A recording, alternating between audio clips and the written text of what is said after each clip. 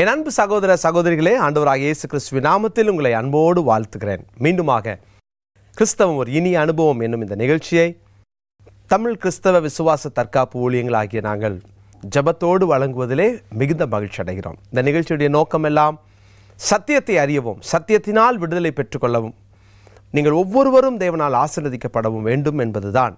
எனவேதான் இந்த நிகழ்ச்சியானது உங்களுடைய கேள்விகளுக்கு வேதத்தை மறுக்கிற, வேதத்தை எதிர்க்கிற, வேதத்தை தவறாய் படிக்கிற, தவறாய் புரிந்து கொள்ளுகிற ஒவ்வொருவருக்கும் பதில் சொல்லுகிற ஒரு நிகழ்ச்சியாக இருக்க வேண்டும் என்பதற்காக தான் நாங்கள் இதை வழங்குகிறோம். எனவே பொறுமையாய், கவனமாய், நீங்கள் கையில் வேத புத்தகம் இருந்தால் எடுத்து வைத்துக் கொள்ளலாம். வசனத்தின் ஆதாரத்தோடு பதில் கொடுக்கிற ஒரு நிகழ்ச்சியாக இருக்கிறதுனாலே நீங்கள் தொடர்ந்து இந்த நிகழ்ச்சியை பாருங்கள். உங்களுக்கு மிகுந்த ஆசீர்வாதமாக இருக்கும். நிகழ்ச்சிக்கு போவோம். கர்த்தர் உங்களை ஆசீர்வதிப்பார். ஆனால் பிரைஸ்லான ஆண்டவருக்கு மகிமை உண்டாகட்டும். இன்றைக்கி நம்ம பேச போகிற ஒரு காரியம் பெண்களை குறித்து நாம் சில காரியங்களை பேச போகிறோம். அதுலேயும் பொதுவாக வேதத்துக்கு விரோதமாய் பேசுகிற, வேத வசனத்துக்கு விரோதமாய் விமர்சனம் செய்கிற சிலர் தங்களுடைய ஜனங்களை கூட அப்படியே அவர்கள் பழக்கி விட்டார்கள், சொல்லி கொடுத்து ஒரு மாதிரி அவங்க மைண்ட் செட் பண்ணிட்டாங்க அப்படின்னு சொல்லலாம். ஸோ அவங்களுக்கு பதில் சொல்ல வேண்டிய கடமைகள் நம்முடையது. எனவே ஆதியாகமம் 3ஆம் அதிகாரத்தில் அந்த 16வது வசனத்தை நான் வாசிக்கிறேன். அவர் ஸ்திரியை நோக்கி, நீ கர்ப்பவதியாக இருக்கும்போது உன் வேதனை மிகவும் பெருக பண்ணுவேன், வேதனையோடு பிள்ளை பெறுவாய், உன் ஆசை உன் புருஷனை பற்றி இருக்கும், அவன் உன்னை ஆண்டு கொள்வான் என்றார்.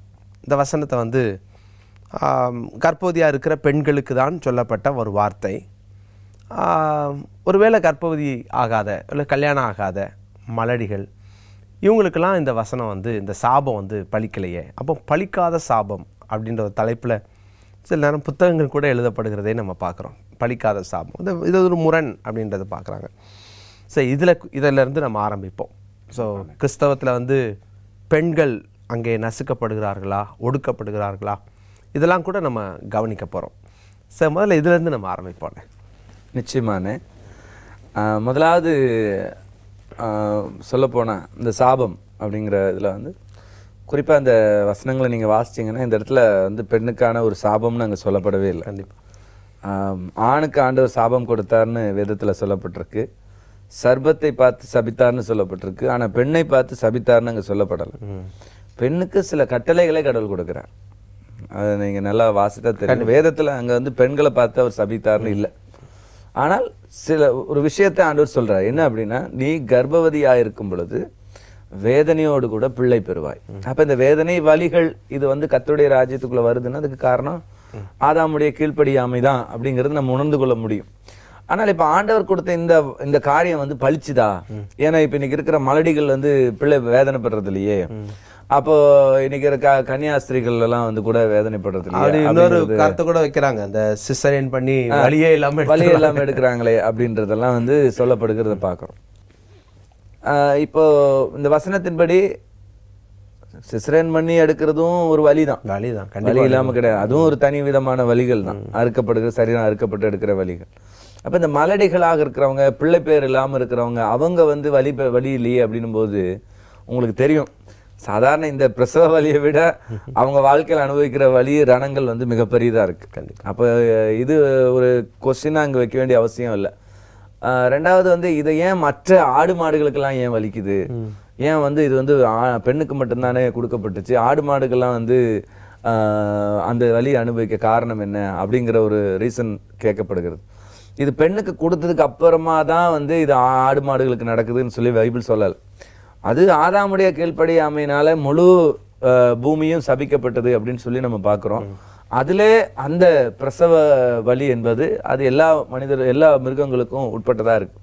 ஆனா குறிப்பா இது பெண்ணுக்காக கொடுக்கும் பொழுது சில வித்தியாசமான காரணங்கள்னால கடவுள் அதை கொடுக்கிறார். ஏன்னா வலியோடு பிள்ளை பெறணும் போது ஒரு அழகா இப்படி சொன்னாங்க, ஒருவேளை வலி இல்லாம பிள்ளை பெறணும்னா ஒரு 5 மாசத்துலயோ 4 மாசத்துலயோ பெற்றிருந்தா வலி இருந்திருக்காது அப்படின்னு சொன்னாங்க. ஆனால் அது குறை பிரசவமாக பிள்ளைய வளர்த்த அது ஒரு ஆணை சார்ந்திருக்க வேண்டிய அந்த ஆண் தான் அந்த பிள்ளைய வளர்த்தி எடுக்கக்கூடிய ஒரு சூழ்நிலைக்கு போயிடணும் ஆனால் இந்த இடத்துல கடவுள் பெண்ணுக்கு ஒரு கிரீடமாகத்தான் அந்த பிரசவத்தை கொடுத்திருக்கிறார். சொல்ல போனா உண்மையாலுமே ஒரு வழியிலே ஒரு மகிழ்ச்சி. அதான் இயேசு கிறிஸ்து அதை சொல்லுவார். ஒரு பெண் பிரசவத்து நேரத்துல ரொம்ப வேதனைப்படுவா, திரும்ப பிள்ளை பெற்றவுடன் அவள் சந்தோஷப்படுவாள் அப்படின்னு சொல்லி ஆண்டவர் சொல்றதை பாக்குறோம். அப்போ இந்த பிரசவம் என்பதே ஒரு பெண்ணுக்கு ஒரு கிரீடமாக தேவன் கொடுக்கிறார். அந்த பிள்ளையை வெளியே கொண்டு வரும்போது ஒரு முழுமையான ஒரு குழந்தையாக, ஒரு அரைக்குறையா இல்ல, கொஞ்சம் அரைக்குறையா பிறந்துட்டா கூட இங்க் பட்டர்ல வச்சு அதை வந்து கஷ்டப்படுறத பாக்குறோம். அப்போ ஒரு முழுமையான ஒரு மனுஷனாக அது வெளியே வரும்போதுதான் அந்த பெண் வந்து அதிகமாக வலிகளை அடைகிறவளா இருக்கிறார். அப்ப அதைத்தான் நம்ம அங்க பாக்குறோம். அப்ப அது ஒரு முழுமையான மனிதனை பெற்றெடுக்கக்கூடிய ஒரு கட்டளையாகத்தான் பெண்ணுக்கு கடவுள் கொடுத்திருக்கிறார். அப்ப அது வந்து பெண்ணுக்கு ஒரு கிரீடமாக இருக்குமே ஒழிய அது பெண்களை இழிவுபடுத்துறதாகவோ அல்லது பெண்ணுக்கான ஒரு சாபமாகவோ அல்லது பலிக்காத ஒரு காரியமாகவோ ஆண்டவர் சொல்லல. அப்போ அது பலிச்சுதானா அது எப்ப பலிக்கும் அப்படின்னு வசனம் சொல்லுது, அவள் கர்ப்பவதியாக இருக்கும் பொழுது. அப்போ குழந்தை பேர் இல்லாதவங்களுக்கு வலி இல்லையா, அங்க வசனம் அப்படி சொல்லல. கர்ப்பவதியா இருக்கும் பொழுது நீங்க அதிக வலியோடு கூட பிள்ளை பெறுவாய்.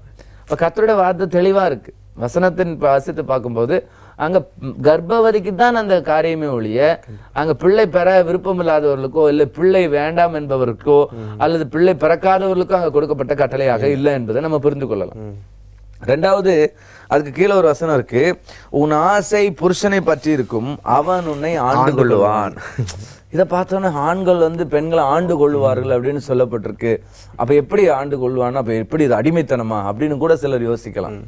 ஆனா ஆண்டவர் சொல்ல ஒவ்வொரு வார்த்தைக்கும் வந்து பாத்தீங்கன்னா ஒரு விலையேறப்பெற்ற அர்த்தம் இருக்கிறது அப்படிங்கறத நம்ம புரிந்து கொள்ள முடியும். அப்ப அவர் முன்பாக என்ன சொல்லுகிறார், உன் ஆசை யாரை பற்றி இருக்கும், உன் புருஷனை பற்றி இருக்கும். எப்ப ஆசை புருஷனை பற்றி இருக்கும், அவள் ஆசைப்படும் வண்ணம் இருந்தா தான் அவள் ஆசை புருஷனை பற்றி கொண்டிருக்கும் ஒழிய அவன் வந்து தன்னுடைய அன்பினாலே தான் அவளை ஆண்டு கொள்ள முடியும். அதான் சொல்லுது. அழகா வந்து சும்மா ஆசைப்பட முடியாது. முடியாது. அப்போ ஆண்டு கொள்வான்றது என்னன்னா அன்பினால். அப்போ புருஷனை, கணவனை, மனைவி ஆசைப்பட வேண்டும் அல்லது அவனுடைய ஆசை அவனை பற்றி கொண்டிருக்க வேண்டும் என்று சொன்னால் அவனுடைய அன்பு அந்த அளவுக்கு அவனை ஆண்டு கொள்ளும் போதுதான், அந்த பெண்ணை ஆண்டு கொள்ளும் போதுதான் அவள் நிச்சயமாக அவளை நேசிக்கவும் அவள் மேல் ஆசை வைக்கவும் முடியும். இதைத்தான் ஆண்டவர் ஆதியிலேயே சொல்லிவிட்டார். ஏன்னா ஆதியில் அவர் சொல்லும் பொழுதே புருஷனானவன் தன் தாயையும் தகப்பனையும் விட்டு மனைவியோடு இசைந்திருப்பான். எப்ப சொல்றாரு, ஆதாமை உண்டாக்குன போது சொல்றாரு. ஆதாமுக்கு தகப்பனும் இல்ல தாயும் இல்ல. ஆனால் ஆதாமை உண்டாக்குன போதே ஆண்டவர் சொன்ன வார்த்தை அது குடும்பம். ஏன்னா அங்க ஆதாமுக்கு வந்து ஒரு மனைவியை உண்டாக்கி விட்டு ஆண்டவர் சொல்லுகிறார் தகப்பனையும் தாயையும் விட்டு தன் மனைவியோட இசைந்திருப்பான், மனைவிகளோட இசைந்திருப்பான் அப்படின்னு சொல்லல. ரொம்ப அற்புதமாக மனைவியோட இசைந்திருப்பான். இருவரும் ஒரே சரீரமாக இருப்பார்கள். வேத புத்தகத்துல எங்கேயுமே ஆண்டவர் வந்து பரவாயில்ல நீ இன்னொன்னு வச்சுக்கோ அப்படின்னு சொல்லல. அப்ப அழகா ஆதி ஆகமத்திலேயே முதல் மனிதனை உண்டாக்கின பொழுதே ஆண்டவர் குடும்பத்தை பற்றி சொல்லி விடுகிறார். குடும்பத்தினுடைய நிலைப்பாட்டை பற்றி சொல்லிவிடு. அவனுடைய அன்பு, அவளுடைய ஆசை அவளை பற்றி கொண்டிருக்கும், அவனை பற்றி கொண்டிருக்கும், அவன் அவளை ஆண்டு கொள்வான், அன்பினாலே ஆண்டு கொள்ள வேண்டும். இப்படி அற்புதமாக ஒரு பெண்களை குறித்ததான ஒரு பெரிய ஒரு ஆசீர்வாதமான வார்த்தைகளைத்தான் வேதம் சொல்லுகிறது அப்படிங்கறத நம்ம தெரிந்து கொள்ள முடியும். அப்ப சிலர் என்ன பண்றாங்க அப்படின்னா, நீங்க சொன்னது போல பைபிள் வந்து பெண்களை குறித்து அது சொல்லுது இது சொல்லுது அப்படின்னு சொல்லி ஒரு தவறான பிக்சரை கொடுக்கணும் அப்படிங்கறத பாக்குறாங்க. ஆனா பைபிள் அப்படி இல்லைன்னு பொதுவான மக்களுக்கும் தெரியும். சில வசனங்களை புரிந்து கொள்ளுகிறதில் இருக்கிற பிரச்சனையை ஒழிய மற்றபடி அதுல வந்து எந்த விதமான தவறுகளோ அது எந்த விதமான குறைபாடுகளோ இல்லை அப்படிங்கறத நம்ம புரிந்து கொள்ளலாம். இப்போ உதாரணத்துக்கு இன்னையிலிருந்து கிட்டத்தட்ட ஒரு 3000 வருஷத்துக்கு முன்பாகவே பெண்களை தீர்க்கதரிசிகளாக சொல்லக்கூடிய ஒரு வசனத்தை நாம வந்து இன்னைக்கு வேதத்தை வைத்துக் கொண்டிருக்கிறோம். ஏறக்குறைய நம்முடைய வேதாகமத்தினுடைய ஆண்டுகள் பார்க்கும்போது கிட்டத்தட்ட இன்னையிலிருந்து 3500 சொல்லலாம். ஏன்னா மோசேயுடைய காலம் வந்து இன்னையில இருந்து 3500 வருஷம். அப்ப மோசே காலத்திலேயே வந்து வேதத்துல நம்ம வாசிக்கிறோம். யாத்ராகம புஸ்தகம் 15ஆம் அதிகாரத்தினுடைய 20ஆம் வசனத்தை வாசிக்கலாம். அங்க சொல்லப்பட்டிருக்கிறது, ஆரோனின் சகோதரியாகிய மிரியாம் என்னும் தீர்க்கதரிசியானவளும் தன் கையிலே தம்புருவை எடுத்துக்கொண்டாள். சகல ஸ்திரீகளும் தம்புருகளோடும் நடனத்தோடும் அவருக்கு பின்னே புறப்பட்டார்கள். அப்ப வசனம் சொல்லுது பாருங்க, கிட்டத்தட்ட நான் சொல்ல மோசே காலத்துல மோசையுடைய சகோதரி ஒரு தீர்க்கதரிசியாக இருந்தார்கள். ஆரோன், மோசையுடைய சகோதரன் ஆரோன், அவருடைய ஒரு சகோதரி பேரு மிரியம். சரிங்களா? இந்த மிரியம் வந்து ஒரு தீர்க்கதரிசியாக இருந்தார்கள் அப்படின்னு சொல்லி வேதம் சொல்லுகிறது. இப்ப எவ்வளவு ஒரு பெரிய ஸ்தானத்தை வந்து ஆண்டவர் கொடுத்திருக்கார் பெண்களுக்கு. மோசேயை தீர்க்கதரிசியா ஏற்படுத்தினார், மிரியமும் தீர்க்கதரிசியானவளாக இருந்திருக்கிறார் அப்படின்னு ஆண்டவருடைய வார்த்தை சொல்லுகிறது. அவர் நம்ம இன்னைக்கு பெண்கள்லாம் வந்து நாட்டை ஆடுறதுக்கே லாக்கி இல்ல, பெண்கள்லாம் வந்து தீர்க்கதரிசி ஆகிறதுக்கு முடியுமா அப்படின்னு கேட்கக்கூடிய சில ஆட்கள் இருக்கிற இடத்துலதான் வசனம் சொல்லுது பெண்கள் தீர்க்கதரிசிகளாக இருந்திருக்கிறார்கள். பரிசுத்த வேதாகமத்துடைய தேவன் அதைத்தான் தீர்க்கதரிசிகள் மூலம் நிறைய தீர்க்கதரிசிகள் இருக்காங்க. உல்தால் தீர்க்கதரிசி அடுத்த வசனம் சொல்ல பாருங்க, நியாயாதிபதிகள் 4ஆம் அதிகாரம் 4ஆம் வசனத்துல, அக்காலத்திலே லபித்தோத்தின் மனைவியாகிய தெபோரால் என்னும் தீர்க்கதரிசியானவள் இஸ்ரவேலை நியாயம் விசாரித்தாள். நியாயாதிபதியா வந்திருக்காங்க, நியாயாதிபதியா இருந்திருக்காங்க. எந்த பெண் வந்து உலகத்தை ஆள முடியாது, எந்த பெண் ஒரு நாட்டை ஆள முடியாது, அல்லது எந்த பெண் ஒரு மக்களை ஆள முடியாதுன்னு சொல்லி தேவனுக்கு எதிரானவர் எப்படி ஒதுக்கி இருக்கிறாரோ, ஆனால் தேவன் என்ன சொல்லுகிறார், அவள் நியாயம் விசாரிக்கிறவளாக இருந்தா. சாதாரணமா எல்லாம் பெண் ஆண்டவர் தெரிந்து கொள்ளல்.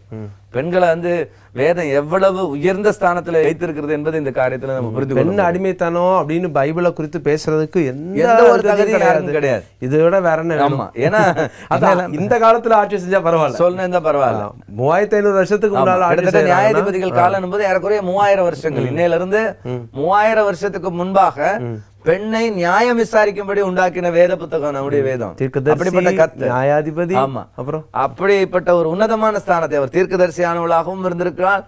அதே நேரத்துல அவங்க வந்து என்னவா இருந்திருக்காங்க அப்படின்னா நியாயம் விசாரிக்கிறவர்களா. ஒரு ஊர் ஜனங்கள்லாம் வராங்க, வந்து கேட்கணும், நியாயம் விசாரி, எல்லாரையும் பார்த்தாகணும், எல்லாரும் இவங்களை பார்த்தாகணும். கண்டிப்பா அப்படிப்பட்ட ஒரு உன்னத ஸ்தானத்தை கொடுத்திருக்கிறார். ஒரு சாதாரண இது இல்ல, ஒரு சாமுவேல் தீர்க்கதரிசின்றோம், அவரும் ஒரு நியாயம்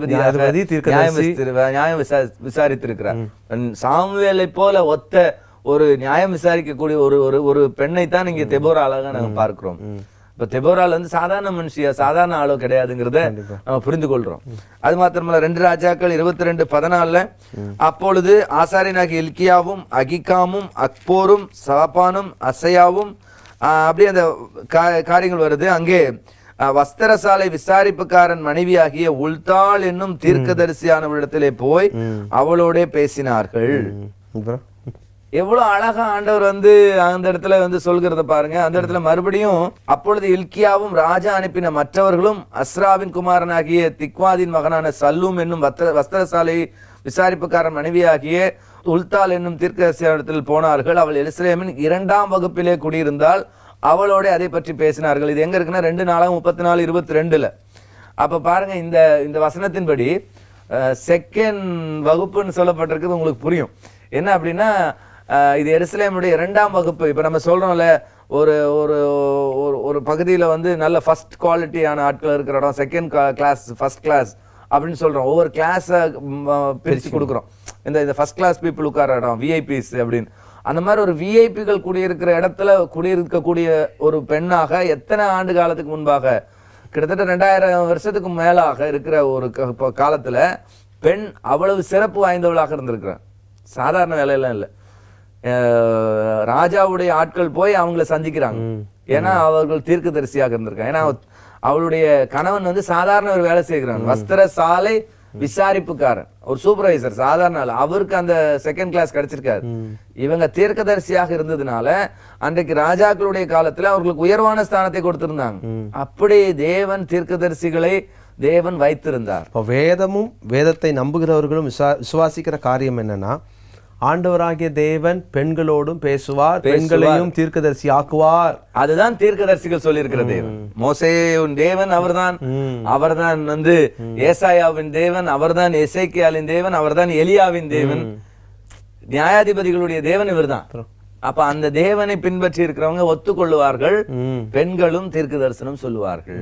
அப்ப இந்த தேவன் பேரை வச்சுட்டு பெண்களை வந்து தீர்க்கதரிசி ஆக்க மாட்டான்னு சொன்னா அது வந்து கண்டிப்பா தேவன் இல்ல, அந்த தேவன் இல்லைன்னு நம்ம இந்த பின் பாயிண்ட் அப்படிங்கிற மாதிரி, முத்திரை அப்படிங்கிற மாதிரி நம்ம தேவனுக்குன்னு சில முத்திரைகள் உண்டு. அந்த முத்திரையே வந்து ஒரு டூப்ளிகேட்டை கண்டுபிடிச்சிடலாம் கண்டிப்பா. சில இதுக்கு முன்னாடி, நிகழ்ச்சிக்கு முன்னாடி நம்ம பேசியிருந்தோம், நம்ம தேவன் எப்படிப்பட்டவர் அப்படின்னு. அந்த மாதிரி சில முத்திரைகள், அதுல ஒரு முத்திரை தான் இது. நம்முடைய தேவன் ஆண்களை மட்டும் தீர்க்கதரிசியாக அழைக்கிறவர் அல்ல, அவர் பெண்களையும் தீர்க்கதரிசிகளாக மாத்திரமல்ல நியாயாதிபதிகளாக, தேசத்தை ஆளுகிறவர்களாக தேவன் வைத்திருந்தார் அப்படிங்கறத நம்ம பாக்குறோம். அப்ப எவ்வளவு ஒரு உன்னதமான ஒரு தெய்வத்தை நம்ம ஆராதித்துக் கொண்டிருக்கிறோம். ஏதோ ஆணுக்கு மட்டும் சார்பான அவங்களுக்கு ஞானம் இல்ல. இப்ப பெண்கள்னா அவங்க வந்து 2 பங்கு வரணும், இல்ல ஒரு 4 பங்கா வரணும் அப்படிலாம் ஆண்டவர் எங்கேயுமே பிரிக்கல பாருங்க. அவங்க நியாயத்தை ஏத்துக்கிறாரு. ஆணுக்கு 1ன்னா 2, பெண் வந்து பாதிதான் அப்படின்னு நம்ம சொல்லல. ஏன்னா நம்ம தேவன் அப்படிப்பட்டவர் அல்ல. அவர் ஆணுக்கு இணையாக பெண்ணை வைத்திருக்கிறார். ஆணும் ஒண்ணுதான், பெண்ணும் ஒண்ணுதான். அவருக்கு 2லயும் எந்த பேதம் இல்ல.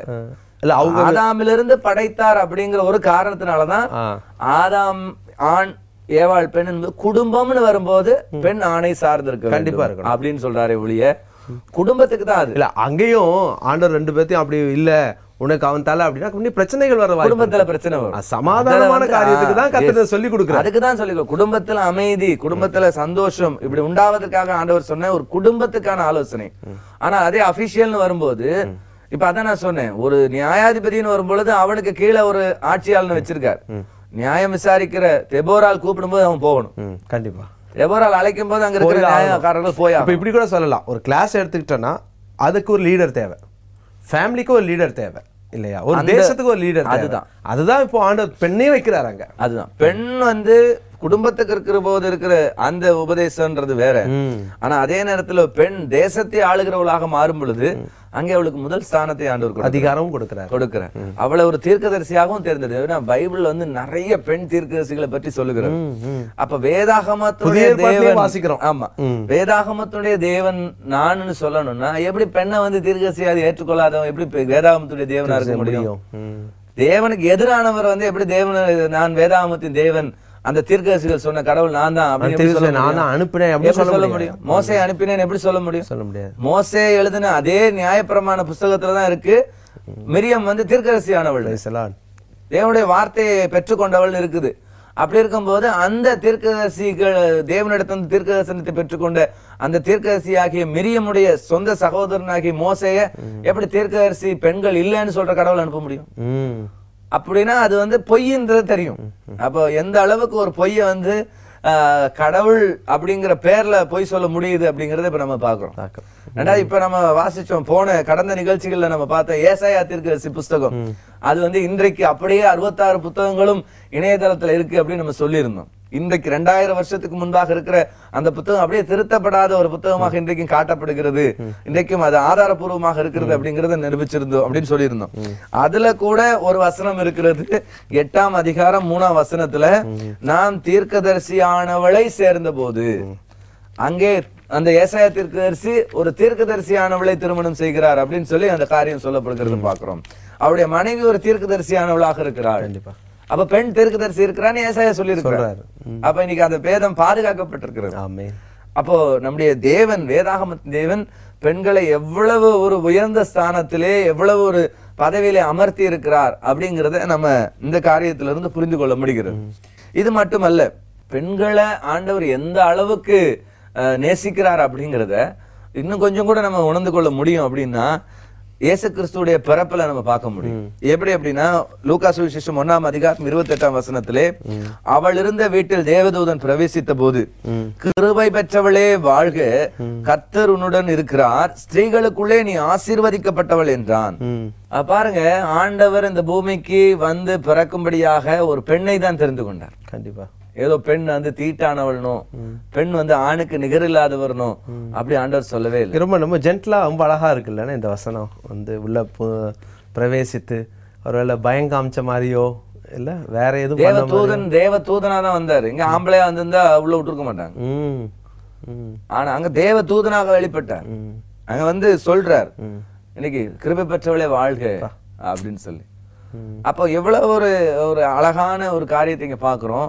ஒரு பெண்ணை செலக்ட் பண்றாரு. ஏன்னா ஒரு பெண் மூலமாக அந்த நாள்ல பெண் வஞ்சிக்கப்பட்டு ஏமாற்றப்பட்டு இந்த பூமிக்குள்ளாக பாவம் நுழைந்தது, மனிதனுக்குள்ளாக பாவம் நுழைஞ்சிச்சு, கீழ்ப்படியாம வந்துச்சு, இந்த பூமி அதனால சபிக்கப்பட்டுச்சு.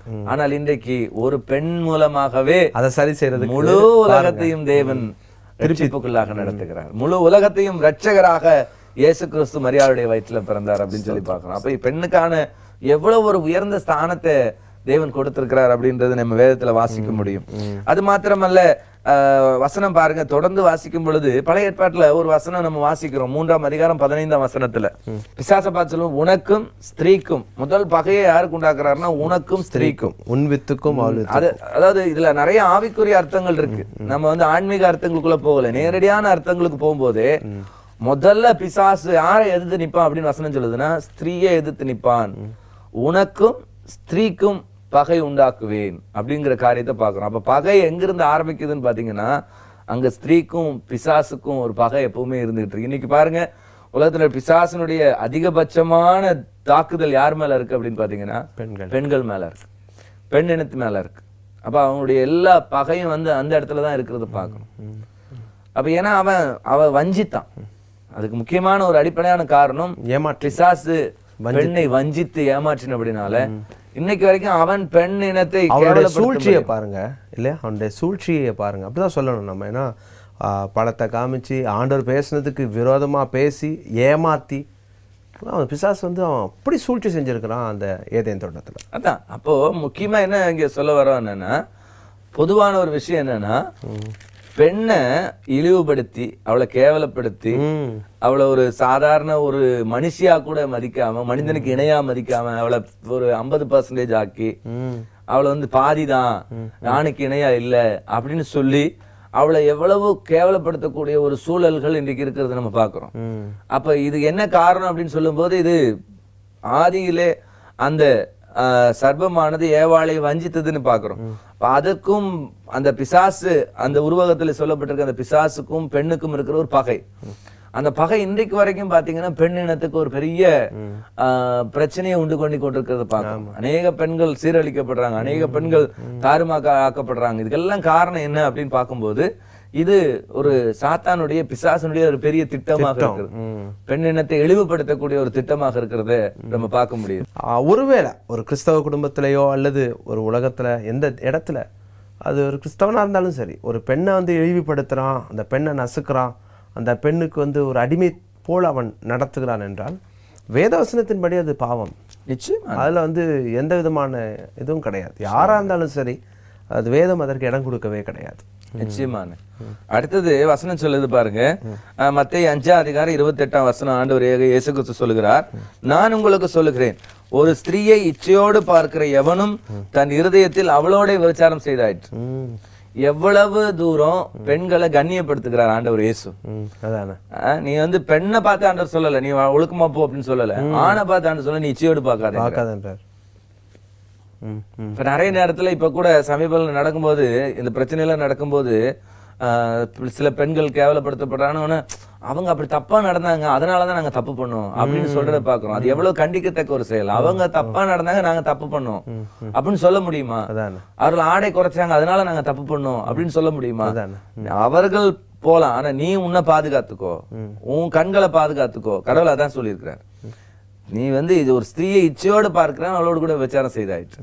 அப்ப முதல்ல ஆணுக்கும் இந்த கட்டளை இருக்கு, இது பெண்ணுக்கும் இருக்கு. இது வந்து நம்ம பைபிள் எப்பவுமே வந்து பெண்ணுக்கும் இரு பாலினத்துக்கும் சேர்த்து சொல்ற விஷயம் தான்.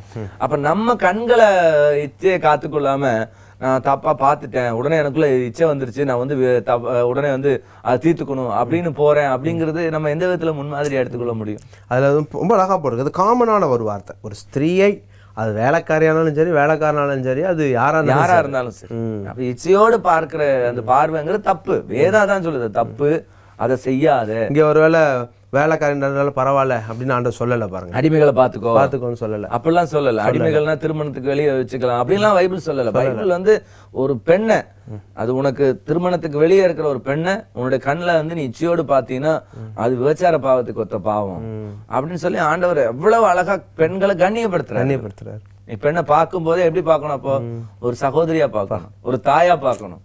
வேற எந்த நோக்கத்தோட நீ பாத்துட முடியாது. அதுதான் வேதாகமும் கற்றுக் கொடுக்கிற ஒரு பரிசுத்தம். யோசிச்சு பாருங்க, எவ்வளவு அற்புதமான ஒரு காரியத்தை ஆண்டவர் கற்றுக் கொடுத்திருக்கிறார். ஒரு பரிசுத்த தேவன் அப்படிங்கறத அவர் நிரூபிச்சிருக்கிறார்.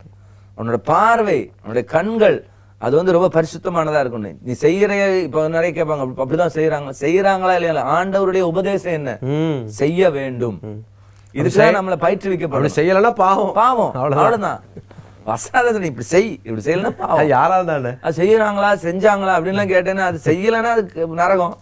ஆண்ட சொல்ல வசனம் சொல்லுது பாவம் செய்கிறோம் சாவான், பாவம் செய்கிற ஆத்மா சாகும், பாவத்தின் சம்பளம் மரணம். இதெல்லாம் வந்து வசனத்தின் அடிப்படையில் பார்க்கும்போது அதெல்லாம் பாவம் தவறு, கண்டிப்பா நரகத்துக்கு போகும். அப்ப செய்ய வேண்டும் அப்படிங்கறது ஆண்டுடைய வார்த்தை.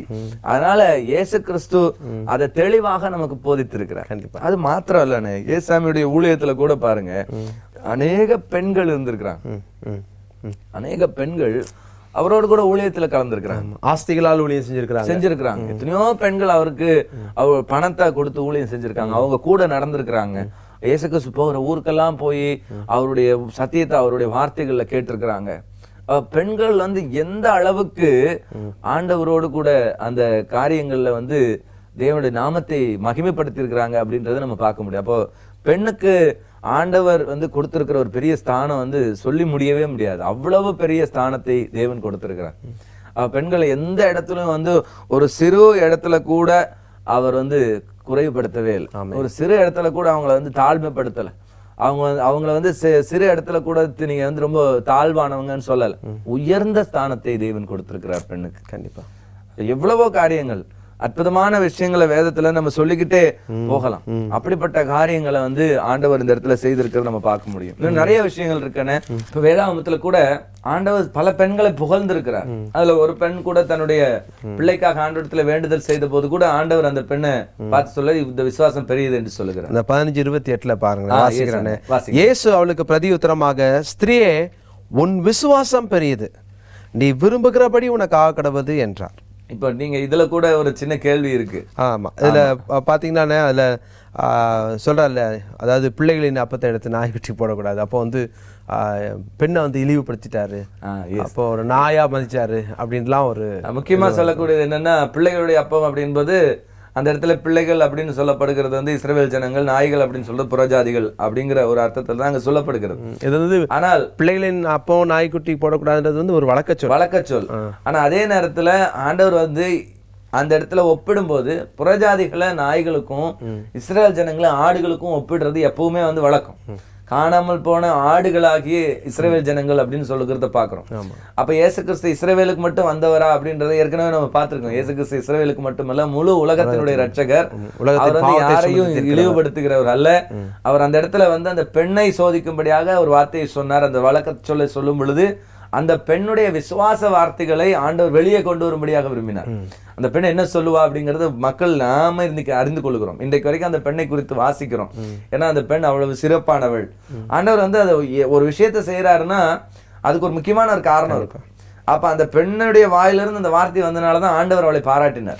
விசுவாசம் வந்ததுக்கு அப்புறம் தான் அற்புதம் செய்ய முடியுது. அதனால விசுவாசத்தை வர வைக்கிற அந்த வார்த்தைகள் அவருடைய உள்ளத்திலிருந்து வருது. ஆண்டவரே நீங்க செய்வீங்க அப்படின்னு சொல்லும் போதுதான் அந்த பெண்ணை பார்த்து விசுவாசம் பெரியது. பெண்ணுடைய விசுவாசத்தை ஆண்டவர் எவ்வளவு மெச்சிக் கொள்கிறார்னு பாருங்க. அப்போ பெண்கள் வந்து நரகத்துக்குரியவர்கள், பெண்கள் நரகத்துக்கு போவாங்க அதிகமா அப்படின்லாம் சொல்லப்படுகிற காலங்கள்ல ஆண்டவர் எவ்வளவு அற்புதமாக பெண்ணுடைய விசுவாசத்தை வந்து எவ்வளவு முன்ன மாதிரி ஒரு விசுவாசத்தை நான் பார்க்கலாமா, அவ்வளவு அற்புதமான ஒரு விசுவாசம் அப்படின்னு சொல்றது நமக்கு நேரம் போறதுனால நம்ம வந்து இந்த பெண்களை குறித்து இன்னும் அடுத்த வாரம் கூட இன்னும் கொஞ்சம் விரிவா நம்ம பார்க்கலான்னு. ஏன்னா பரலோகத்துல ஸ்திரீகள் இருப்பார்கள்ன்றதை கூட நம்ம வந்து பார்க்கணும். அதை கூட படிப்போம். ரொம்ப சந்தோஷம். கர்த்தருக்கு மகிமை உண்டாகட்டும்.